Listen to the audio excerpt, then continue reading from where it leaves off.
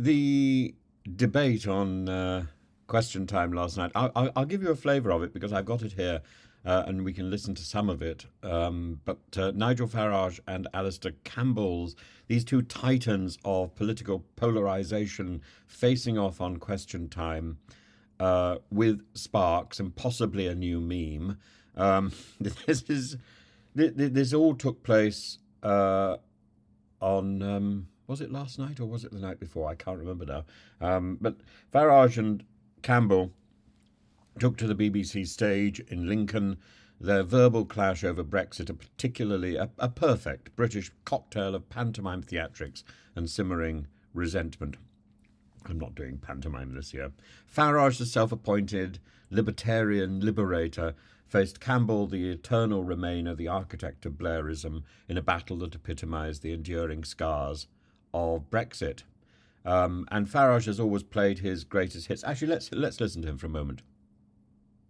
Sorry. Now we've got now we've got levers at our disposal. In 2023, you know that's true. In 2023, we were not taking people from You are Ukraine. not the only person. We were not in this taking people from Hong Kong. He's talking to Kevin Hollinrake at the moment.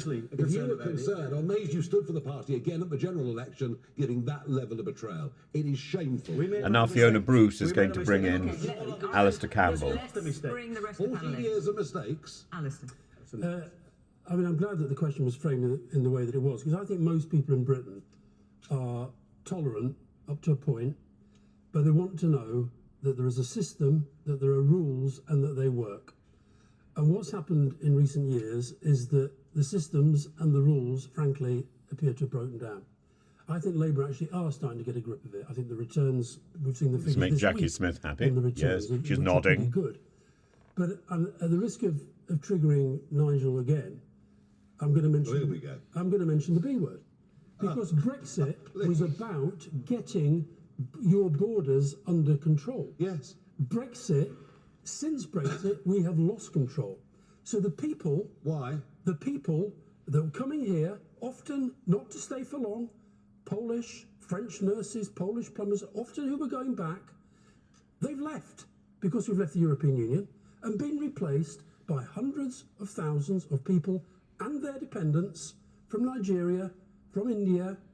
Now, is that what Nigel Farage wanted when he was telling you that we were going to get control of our borders? Was that what Boris Johnson promised you when he was telling you all those lies? And all I'd say, and the other point I would make, is that you had Rory Stewart on the panel last week. I know that, my podcast co-presenter, and he made a point which we both think is incredibly important in this debate. Because we're an ageing population, when I was growing up, people were getting their pension, there were 20 people of working age for every pensioner, and they were working. Now you've got fewer than 3. So the idea that we can cope with this ageing population and a low birth rate without thinking and understanding we have to get people from abroad coming to work here. If they work. And that's why the rules and the systems have to work.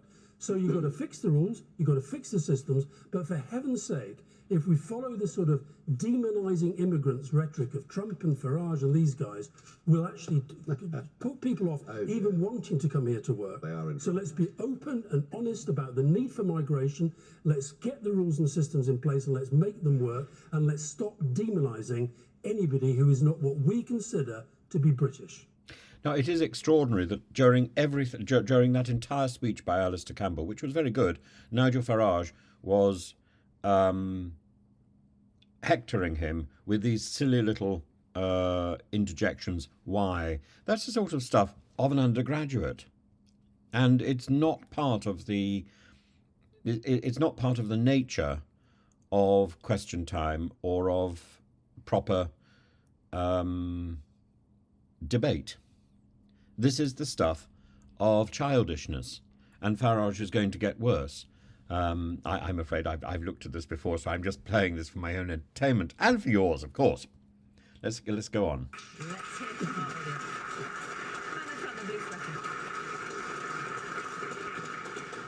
Legal migration, yes, I agree with it.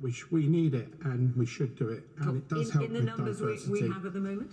The numbers should be dictated by what the government says is where we need the places to be. At the moment, I feel we are rewarding illegal immigration and people coming into this. The problem with illegal immigration is the definition has changed in British English, and the definition has been changed by Suella Braverman in her 3 laws: the Nationality and Borders law, the illegal immigration law, and then the Rwanda law, which she had she'd left the cabinet by that stage. But illegal immigration in the rest of the world is defined as the when somebody is in a country beyond their visa, or when somebody is in a country without a visa. It's not somebody who has come to a country by an illegal route and claimed asylum. Somebody who comes to a country by an illegal route, by any route, and claims asylum is automatically given legal status as an asylum seeker until or unless the asylum application is rejected on whatever grounds. At that point, they become an illegal migrant. Not until. And under Suella Braverman's laws, people became illegal migrants simply because of the way in which they accessed the UK. Now, Keir Starmer, interestingly, said that he was going to repeal the Rwanda law. He hasn't, nor has he repealed the immigration and borders, the illegal immigration law, nor has he repealed the nationality and borders law. That's so those 3 laws, if they are not repealed, they remain on the statute books, and the spectre of Rwanda continues long after the Conservative government has finished. It's still going on. This is a member of the public who is talking about. They've paid to get here, Yes, but when they're yes, here, they're not they're being paid. They're being paid weekly to live here. And he's right. Migrants are being paid. They're being kept in migrant hotels in limbo because the Home Office is very slow in processing the applications, and therefore they aren't able to contribute tax. Now, what Alistair Campbell says quite rightly is we're in a position where we've got a significantly smaller workforce paying a smaller amount of tax for a much larger pensionable population. And that doesn't work. We need more people coming into the country, working and paying paying tax towards keeping the increasingly larger older population with pensions and the services for which they have paid tax all their life. That is a necessity. Now, actually, that's got nothing to do with the quality of work that they're doing. So the idea of skilled workers, only people coming in on a points-based system, is, again, a little bit of an absurdity in this particular context. What we need is people of any sort coming into the UK, working, whether staying or not staying. That's another matter. As Alistair pointed out, when they were coming over from the EU, most of the time they were going back. Now, if they're coming over from Nigeria or India, as he pointed out, they're bringing their dependents, and they are staying. And that is the big difference. That is what Brexit has ushered in. Brexit, as Alistair Campbell points out rather brilliantly, has ushered in a wave of immigration, and it isn't helped by the fact that we have no alternative to Dublin 3 because Lord Frost was too stupid to arrange that or to negotiate that. Farage, as always, in this programme, plays to his greatest hits. The war is over, rejoice, we're free. But this time, Campbell didn't let him escape with his signature bluster. Campbell's pointed critique, "You've never taken responsibility for what you've won," landed with the ferocity of an exasperated parent.